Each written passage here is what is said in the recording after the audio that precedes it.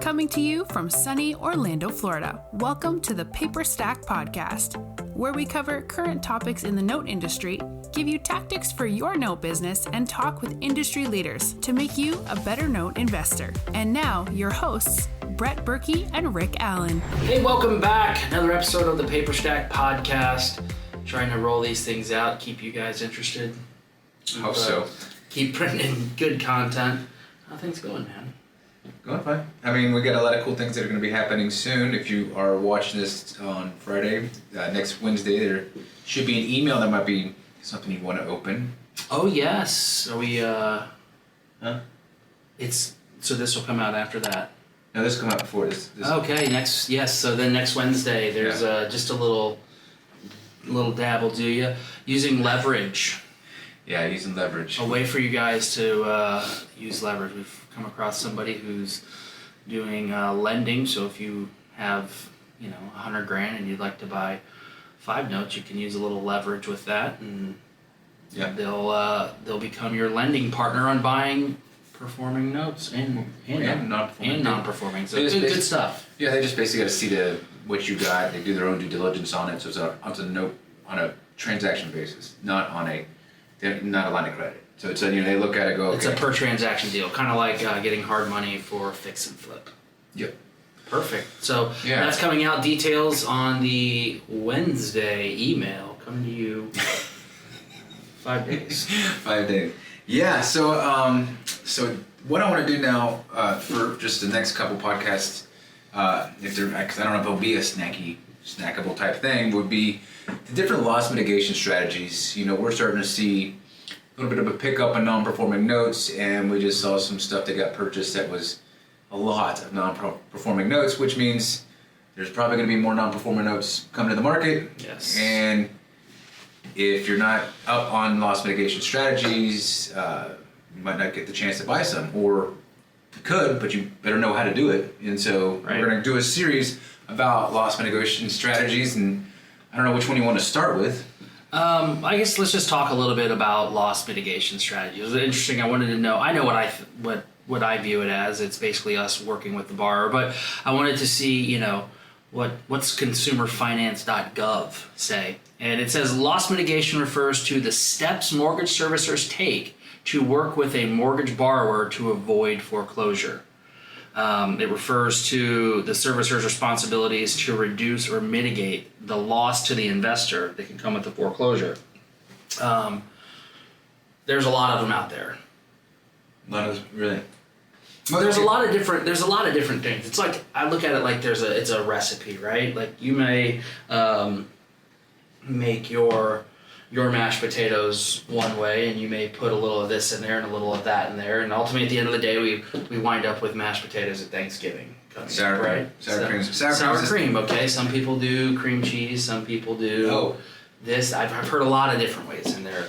Whole milk versus half, skim milk versus blue cheese. So lots of different ways. I think we've got it.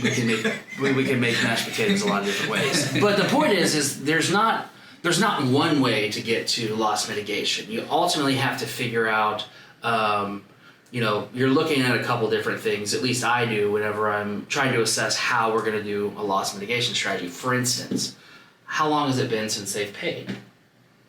Right? Right. Are we talking it's been 6 months and now they're ready to get back on their feet and start paying again? Are we talking it's been 2 years? Are we talking it's been 10 years or 11 years? I mean, that's a whole side question, but wouldn't that involve SOL, statute of limitations? It sure does, statute of limitations. You got to know what it is, but it just so happens that we have one right now in the great state of Michigan, which has a 15-year statute of limitations.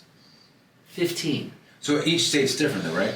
Every state's different, and you got to look at it, and there's certain things that servicers can do, like advancing the last paid date or advancing how much they're going to collect on. So if it was, to fall inside the statute of limitations. So there's some protections that came out specifically here in Florida over, it's been years now, but stuff that they've done that allows for a little bit more leniency on there. On the statute. Yeah. So there's... Is that leniency on whose side? for the lenders. For the lenders. Yeah. So it's important right now because there is a lot more defaulted debt coming down the pipeline. Like I said, we're working on one right now that is it's 11 years, right? She hasn't made payment in 11 years. Jeez, I mean, so I imagine those are really hard. They get used to a certain lifestyle. Well, they do, but they know. Right? Know? They know. Yeah, of course they know. Like we've tried working with this particular borrower 2017, 2018, 2019, and different times, different loss mitigation stuff.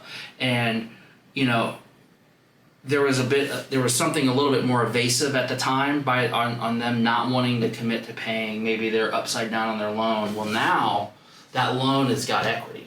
It's got a bunch of equity. And so you're running into, you have borrowers now who are like, okay, if they haven't paid in a long time, we talked to a borrower this week and she said, I just don't want to lose my house.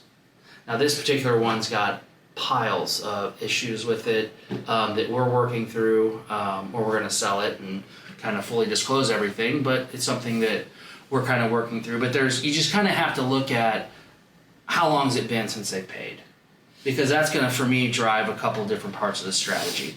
Another thing I'm looking at is what was the reasoning behind them stop paying? Has there been any prior loss mitigation strategies attempted? Have you tried to get in contact with? Have you been successful? Have they botched when it came time to send in the loss mitigation package? We can talk a little bit about loss mitigation packages and how those can be a big roadblock or a barrier for some borrowers. Right. Those packages are usually pretty thick, right? Yeah, they're very thick, and it goes into financials, and it goes into stuff that's kind of like, I just don't want to do it. It's like, ugh. Wasn't there that? Weren't you guys use what was it called? BotDoc. We did that. They came from a company called ShortSave which was really good. It was really prevalent. We used it. It was nice. It was a way to manage your loss mitigation, right? So workflows. You had a whole loss mitigation sort of environment. It was pretty user friendly for the borrowers. Yeah. So it made the collection of data much easier, and something that spun out of that was called BotDoc, and it's a secure way to share files via email back and forth. That's right. It's an encryption thing. So really good company. We still use it. We still have it. But it all kind of wraps up into loss mitigation. Most of the time, you're gonna want to have a little bit of a system if you're gonna start rolling through multiple of these things, right? You want to know what happens, what workflows. When I put something here, how does it move through the process, and what's our final product? And from there, you can kind of put in your inputs as far as for instance, if somebody hasn't made payments in 5 or 6 years, I'm really hoping their balance is the total payoff should be pretty high considered to what their principal balance is. So you got to look at, do they have equity? Even now, is there equity in the property? Do they want to keep this house? Do we want to help them getting it sold? If they want to keep it, then I'm going to need I need something up front from you. I need a big chunk of money, right? I need you to put down a considerable amount of money if it's been 5 or 6 years, because you haven't been making your payment for 5 or 6 years. So arguably, you should have had an extra plug in the value available in your income. If it's been 6 months, I'm looking at it going, okay, I'd love to get some money down. It's obviously not going to be as big a chunk because they're not behind as much. Maybe I'm looking for a double payment out of them. Like, look, I need you to make 2 payments in one right now, and from there we can then roll through the loss mitigation, and we can get you. At that point, I may just extend the loan or put it on the back end or do something along those lines to get them paying again. But it's kind of also contingent on, well, what happened? Why did you stop paying? That's a question I have. Like, so let's say 2 things. The reason the total payoff is higher is because they have arrears, right? Right. Things they owe for late payments, all that stuff like that. Just for the clarification there. Second part. Well, arrearage, yeah, they haven't been making payments. There's accrued interest. If it was an escrowed loan, or even it wasn't an escrowed loan, oftentimes the servitor has to pick up the tax bill because they don't want to let that go to a tax deed. Right. So, wow. Yeah. Wow, yeah, that's very interesting. So my second question though is, when you say you throw it on the back end, is that a whole loan restructuring? So the whole you do a loan mod, put it on the back end. I oftentimes will say, look, we'll restart the loan, or we can. Which is a good thing, because the amortization schedule starts right back up. Yeah, it's front end loaded, so with interest, so it's not necessarily a bad thing. I try to preserve as much principal as possible. I don't like to do principal reductions, and right now, honestly, in today's real estate environment and what's going on, there's not really a need to do that. Principal reduction meaning you always. If they owe $100,000 in principal balance, I don't want to shave principal. A couple of years ago, you did though. Of course, that was the strategy when things were kind of underwater. In 2012 through maybe 16, 17, if you had legacy 18, 19, you had some legacy stuff in there. You may consider doing a principal reduction just for the fact that, like, look, if they owe you $150,000 and the house is worth $100,000, and you try to get them to sign a loan again for $150,000, yeah, they're like, man. They're like, I'm $50,000 upside down. It's just not going to happen. So at that time, principal reductions was one of the strategies we used. Yeah. But we did it. We did it in a specific way. Like if I was going to do a principal reduction, I would create a non-interest bearing second with that principal. And if they made payments on time for 5 years, I automatically would forgive that. Oh wait, what? So say they owed $150. Right. And the principal balance, or that was the principal balance, was $150. The house is worth $100. Right. I would say, look, I need, $5,000 up front. Okay. And then I'm gonna take $45,000 and I'm gonna separate it off your loan. I'm gonna modify this first position. I'm gonna reduce the principal down to $100,000. So that way you're not underwater, but I didn't just give you a bunch of equity. If you make payments over the next 5 years on time, I'll forgive that $45,000. That $45,000. Ah, wow, that's pretty interesting carrot. So yeah, you got to dangle the carrot. You got to keep them moving. So that was one way we do it. But I'm always a fan of if I'm starting to go down loss mitigation, and they haven't made payments for a while, and they tell me they want to pay, I either need a big chunk of money up front, or I need them to do a forbearance agreement or trial period where they make payments for 6 months, or both. Is that something you made up? No, I can't take credit for making it up. There's some of the stuff, I don't know many people that did it, but we would do where you create the second and agree to forgive it. Yeah, I don't know if we made it up. I just thought of it. It wasn't taught to me, but I'm sure somebody did that. There's another one that's pretty interesting that I love, that I think is one of the most ninja things you've done, is with the FedEx packages. Yeah, that kind of falls or into Amazon packaging. The borrower outreach is getting in touch with people.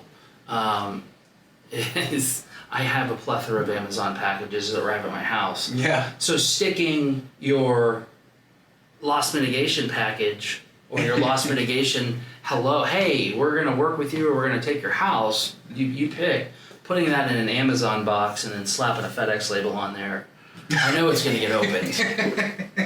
It's a glitter bomb with the loss mitigation package. Yeah, exactly. But no, it gets their attention, and you have to think outside the box to say, like, what can I do to get them? To at least I have to get them to engage. Yeah. All right. So sorry to disrail. Derail. Where were you then? I don't know. Bravo. I don't know. We're going to do a series on this, so I think.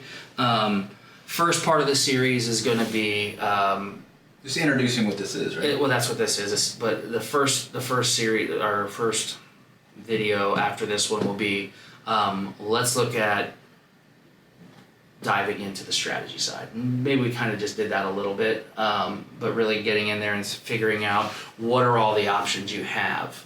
Right. And then we'll go with I'll probably do borrower reach out, and that'll be a fairly short one, or different ways to reach out. different companies you can use, different ways to get in touch with the borrower, whether it's FedEx packages, Amazon, door knocks, stuff along those lines. Right. And then from there, it'll be data collection. Mm-hmm.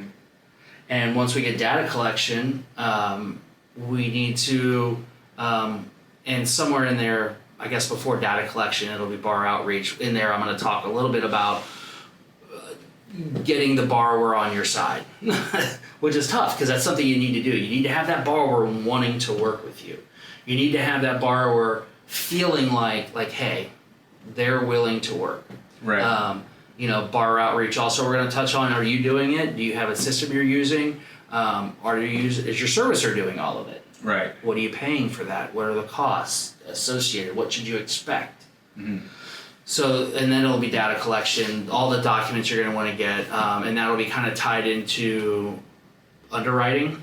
Like, how are you going to underwrite this? What are you looking at?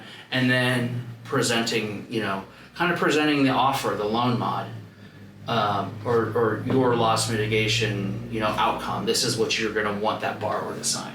That's cool. Doing that, and then that's gonna be a really cool series. And then getting all the documents. There's another set of documents you got to get signed. You got to get them to sign on the line which is dotted. That's the thing that's important.